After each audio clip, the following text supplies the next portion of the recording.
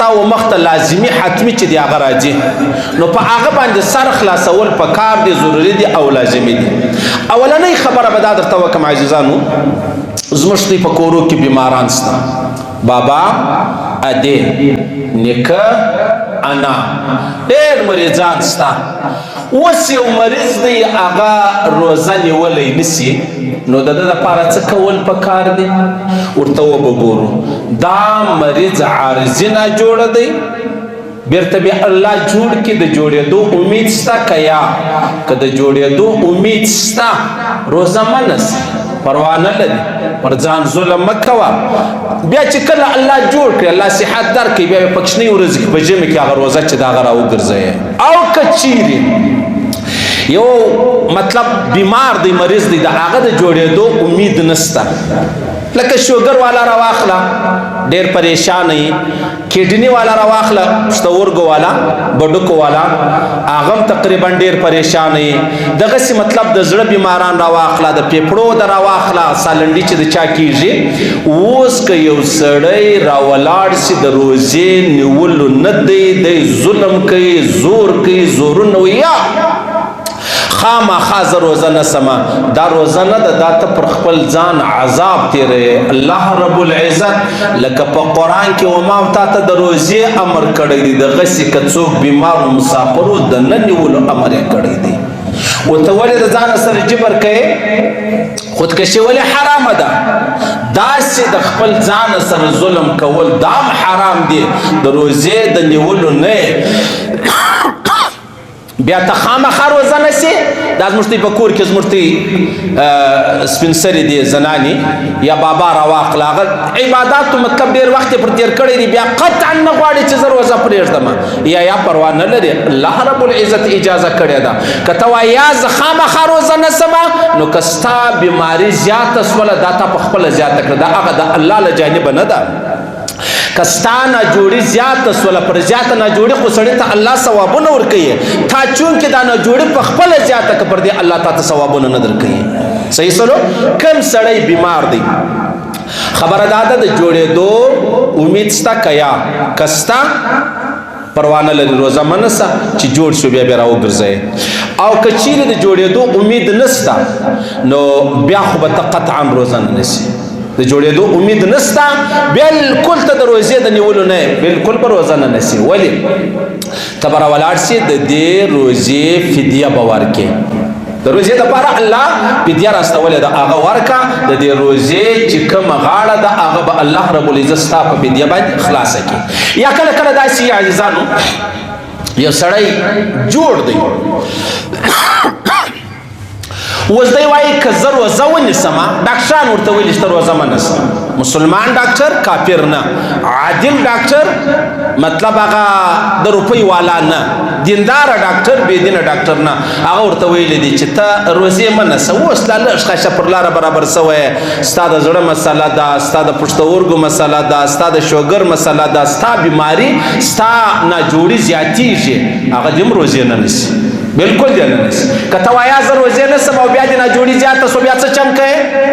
په کال کې جوړ سوی وي بیا راولاړ شو پنځو روزو دې بیا ځان و هغه ځای ته ورسوی بلکل بیا نه کوې قطعا بیا نه کوې نو اوس مسله دا ده عزیزانو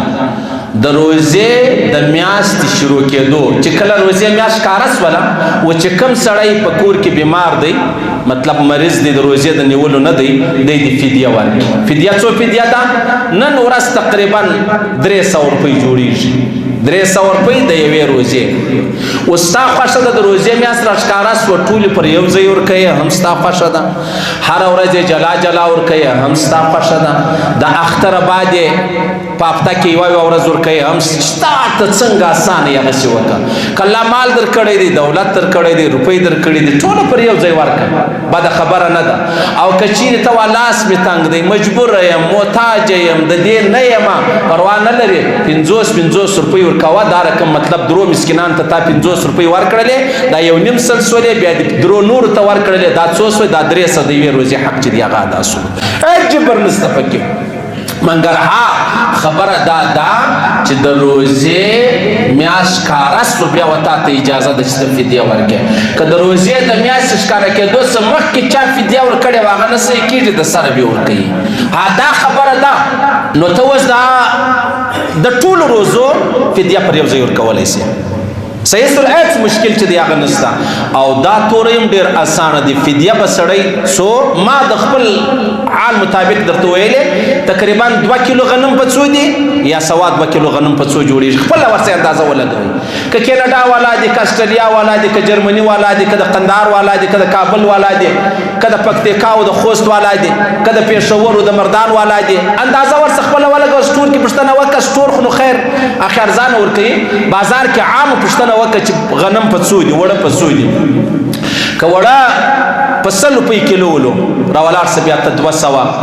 225 روپۍ مثلا ورکه یا راولاړ څه مثلا د 2 کیلو د ورکه پاو کم 2 کیلو جوړېږي علما فرمایي 2 کیلو ورکوي پروا نه لري نن چې دی هغه تقریبا هغه د وړه څه ګران دي 300 روپۍ جوړېږي د یوې روزې 300 روپۍ ورکوي اوس دې خوښه خپله د خپل ورور ته ورکوي خپلې خور ته ورکوي خپل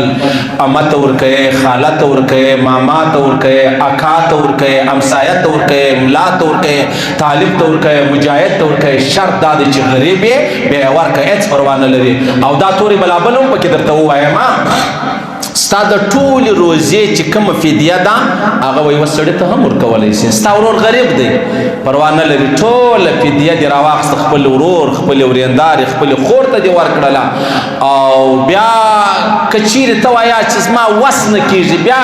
10 روپۍ خو ورکولی شي حساب ولګوه 2 روپۍ جوړېږي د ورځې 10 روپۍ ورکوه که بیا چیرې خدا نه خواسته د مرګ ځای راغلی بیا به وصیت کوې چې په ما پسې دومره فدیه چې د هغه پاته ده بیا چې کله خدا نه خواسته سړی مړ سي ولی به اول راولاړېږي د دې چې کوم مرده دی د هغه د ماله څه به د ده فدیه چې د هغه ورکوي او که چیرې وصیت نه و کړی بیا ولي ته اجازه نشته د هغه ماله سې ورکړي د ټولو وارثانو څه به پوښتنه کوي که هغو په رضا باندې ورکړه ښه خبره ده که نه یې پروا نه لري که چیرې یو ولي راولاړ سو مطلب د چا بابا او د چا ادې وفات سلو روزې یې نه وې نیولي وصیت یې هیر سو پام یې نه و بله خبره وله بیا یې د خپله جانبه ورکړلې هم امید دا دی الله رب العزت په خپل دربار کې قبول کړي امید ستا الله رب العزت به قبول کړي نو لہذا چې کوم څوک د روزو نه دی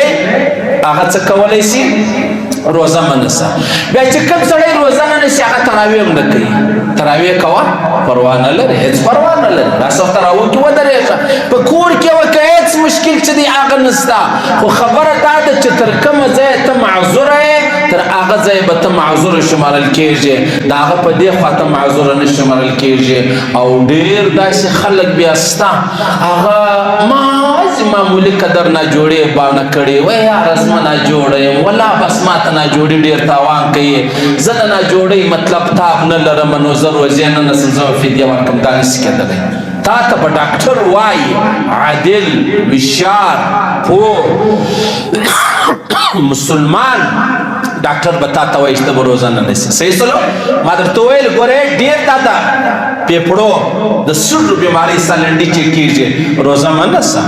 ولې ځکه دی هغه سپیره چې د هغه وایي په هغه باندې روزه خرابېږي شوګر والا که انسولین ولګوي پروا نه لري هغه ستن باندې روزه نه خرابېږي که ستا ګزاره په انسولین کېږي ناجوړي دې نه زیاتېږي بیا روزه ونیسه او د هغسې زړه والا راواخله د هغسې مطلب هغه پښتورګو والا راواخله هر ساعت کوي به دوی اوبه چې دي هغه څښي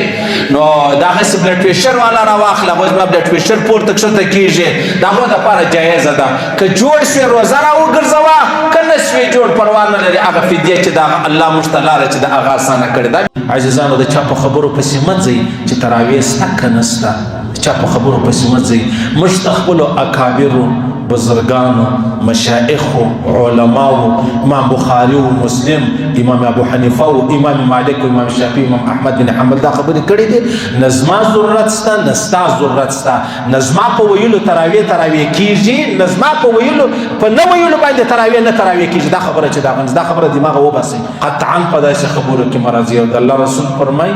د قیامت یوه علامه ده د خلک به د دین هغه کار کوي چې د ده پکې فایده وي کې تاوان مې بیا نه کوي. او اوس خبره د هغه ده چې یاره دا څه خلک وایي وایي تراویح چې د هغه نسته نو په نه تراویح کې ستا پیدا ده داسې نه ده چې ستا ګټه ده.